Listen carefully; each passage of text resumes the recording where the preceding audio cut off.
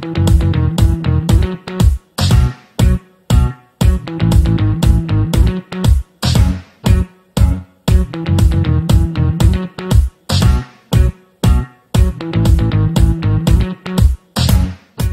à tous. Bonjour à toutes. Et bienvenue dans cette 6e vidéo pour devenir un bon animateur ou une bonne animatrice d'atelier du bonheur.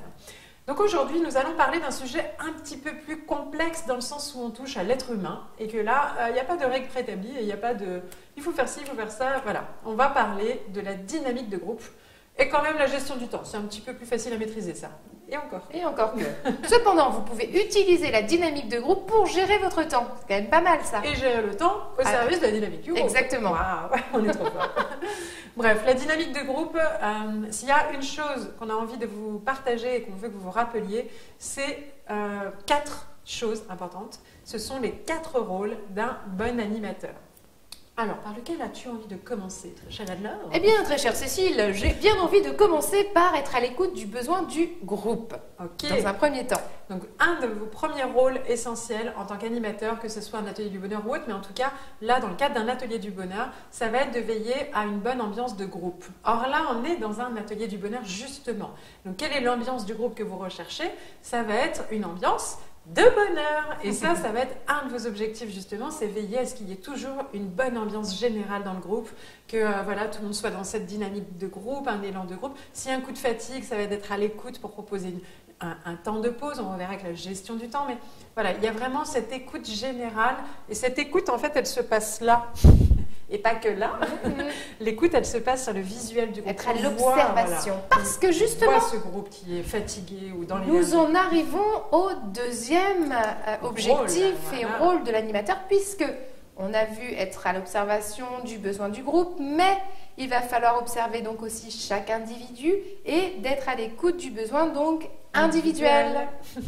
Et donc là, il va falloir se dire, ok, il y a une super ambiance dans le groupe, mais là, je sens qu'il y en a une, elle s'est mise, voilà, hop, en retrait, elle ferme les yeux, elle ferme un peu, voilà, le corps est fermé, le menton est fermé. Je vois qu'il se passe quelque chose. Ou alors quelqu'un qui essaye de prendre la parole tout le temps, mais qui n'y arrive pas parce qu'une autre lui coupe la parole. Ou il y en a une qui est comme ça, on sent qu'elle a envie d'aller aux toilettes, mais elle n'ose pas le dire. Entre autres, tout ça, ce sont des besoins individuels. Et ça peut être des besoins, du coup, vitaux. Je bâille, j'ai envie d'aller aux toilettes, j'ai soif, j'ai faim, je suis fatiguée, voilà. Ça peut être des besoins émotionnels. Donc là, je me sens touchée, je me sens émue, j'ai un élan d'amour, un élan, voilà, être à l'écoute de ce que l'autre a besoin. Mais ça peut être aussi un besoin relationnel, donc un besoin de se rapprocher de quelqu'un d'autre. Vous sentez dans un groupe quand une personne a besoin d'être reconnue par une autre, voilà. C'est à nous de jouer avec ça. Et donc là, on peut utiliser par exemple des exercices de sous-groupe. Si vous avez Julie sur la gauche, donner des prénoms, c'est plus facile pour intégrer. C'est une petite voix qui me l'a soufflé tout à l'heure. Donc quand Julie est sur son côté et qu'elle se dit, elle essaie d'attirer l'attention tant qu'elle peut en blaguant à chaque fois que Aurore parle. Aurore parle. Et bien du coup on sent bien qu'il y a quelque chose, pourquoi pas vous-même dire tiens, vous pourriez faire un petit binôme là, par exemple là, Aurore avec Julie, là c'est parfait, et puis sans imposer, vous pouvez proposer et vous allez voir que naturellement tout va se mettre en place et ça va faire du bien à tout le monde sans même qu'ils aient la sensation que vous ayez fait quoi que ce soit. Et vous pouvez même faire des petites missions secrètes. Tout à fait. Allez voir Aurore pendant un exercice de groupe, vous n'êtes plus occupé, et puis lui dire, tu sais quoi Aurore, je pense que tu as beaucoup de choses à apporter à Julie. Et alors, ce que je te propose, et là, vous donnez une petite mission secrète. Là, Aurore, elle se dira, oh, c'est moi qu'elle a choisi. Vous répondez à son besoin de reconnaissance individuelle, et ça marche bien. Elle sera très contente d'aller remplir sa mission et d'aller voir Julie, et de donner à Julie ce qu'elle a besoin. Voilà. Donc, du coup, jouer avec une dynamique de groupe, c'est vraiment, jouer. Pour nous, c'est ça qui est important, d'autant plus dans un atelier du bonheur, où le but n'est pas d'aborder des sujets compliqués, tristes, malheureux, etc. On est là pour parler des bons souvenirs. Donc, a priori, il y a peu de chances que vous ayez des gros effondrements émotionnels dans un atelier du bonheur. En règle générale, c'est quand même assez joyeux, assez vivant, dans l'humour, dans le rire, dans l'émotion parfois, de la larme, mais c'est la larme d'émotion, on est ému. Et donc, du coup, c'est favoriser l'écoute de l'individuel et du groupe autour de cette énergie du bonheur. Le troisième point important va être le rôle de rester centré sur les objectifs de l'atelier. Et oui, parce que là, vous avez des objectifs, il faut quand même les remplir au maximum. Vous avez prévu des séquences avec des apports théoriques, des exercices pratiques, des temps de feedback, etc.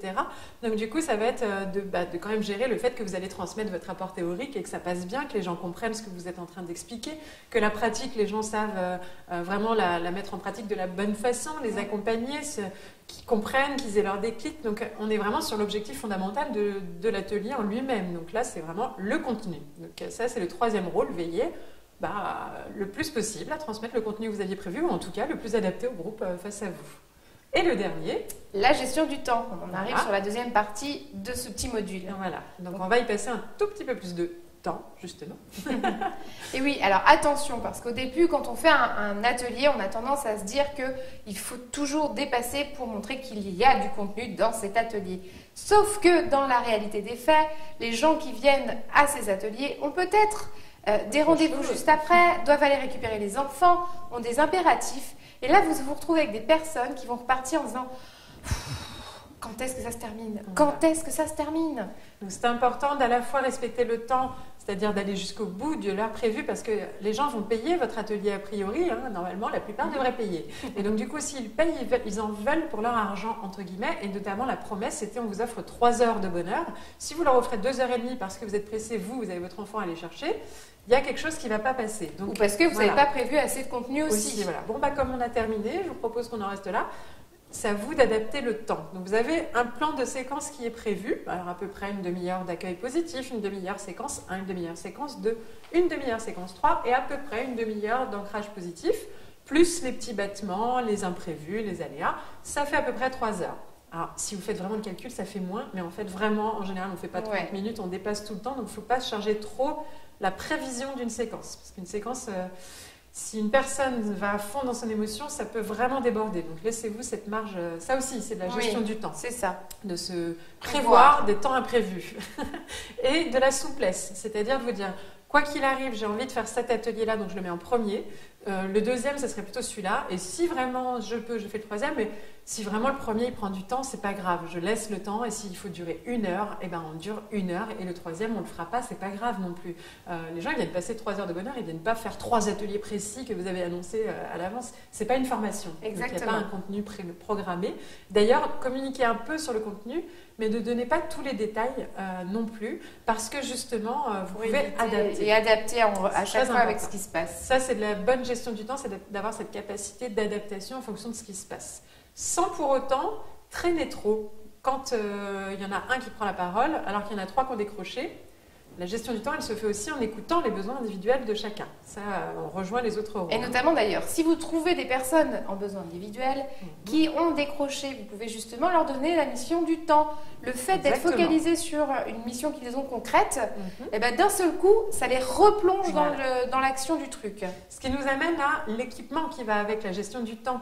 Donc, bien évidemment, pour avoir une bonne gestion du temps, il vous faut être bien équipé. Donc du coup, ça commence soit par une montre, soit par un téléphone avec l'heure dessus, une horloge au mur, un réveil. Voilà. Ça peut être aussi des sabliers, des jolis sabliers. Voilà, c'est joli en plus dans la déco et ça peut être utile. Et puis en plus, on peut le déléguer à d'autres personnes. Donc ça peut être la montre ou le téléphone de l'autre. Alors ma montre, par exemple, je peux la mettre à vibrer sur mon poignet. Des petits sons, des petits. On peut dire tiens, tous les quarts d'heure, elle va vibrer comme ça, toutes les demi-heures pour voir, parce que là, comme c'est des séquences d'une demi-heure, ça peut être tout à fait ça. Ou alors là, par exemple, pour aller jusqu'au bout des choses, au jour d'aujourd'hui, on tourne cette vidéo pour cette formation. Nous aussi, on a une gestion du temps. Il faut que ces vidéos, vous avez remarqué, elles n'excèdent pas forcément 12 minutes. Eh bien, nous avons notre caméraman derrière qui nous fait des signes pour dire 5 minutes. Et là, vous ne l'avez absolument pas vu depuis le début, mais c'est de cette manière qu'on arrive à gérer notre temps. Donc, vous pouvez tout à fait déléguer. Si vous êtes 2 à animer un atelier, il y en a un qui peut être plus responsable du temps que l'autre. Sinon, vous pouvez tout à fait le déléguer à un participant ou même, selon les exercices, dire bon ben voilà, chaque exercice, je vous propose qu'il y ait un maître du temps qui souhaite me prévenir là quand ça va faire 20 minutes pour qu'on puisse savoir qu'il ne nous reste plus que 10 minutes. Voilà, on peut jouer avec le groupe aussi autour de la gestion du temps. Dernière chose aussi, c'est la gestion des temps de parole et de répartition des temps entre les personnes.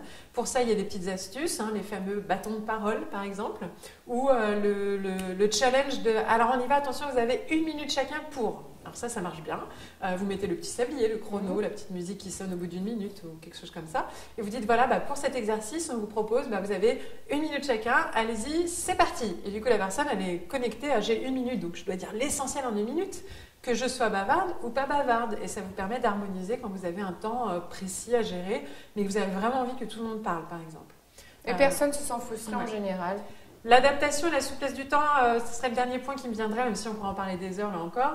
C'est si vous voulez que les personnes aillent en profondeur sur un sujet, mieux vaut, tant pis qu'on n'assiste pas à un partage en grand groupe, mais plutôt un individuel, se dire je vous laisse 15 minutes sur cet exercice, vous le faites qu'à 2, mais du coup pendant 7 minutes chacun vous parlez l'un après l'autre, plutôt que tout le monde passe 1 minute chacun. Plus on est nombreux, plus le temps est réduit sur une demi-heure par personne, sauf si vous acceptez que les gens ne vont peut-être pas partager avec tout le reste du groupe, et c'est pas grave, encore une fois, ils sont là pour eux avant tout, ils ne sont pas non plus là pour partager tout avec tout le monde. Donc changer les rythmes, c'est vraiment important aussi dans la dynamique du temps et de groupe. Alors, on en arrive aux questions maintenant. La question du jour, du coup, qu'est-ce que ça pourrait être? Si oui, voilà. On va partir sur la dynamique de groupe et notamment votre leadership face au groupe. Donc, c'est-à-dire le leadership, c'est comment j'aime moi me positionner par rapport au groupe pour à la fois impulser un élan, donner une dynamique, donc cette fameuse dynamique de groupe que je veux impulser, mais mon positionnement moi en tant qu'individu, ma personnalité.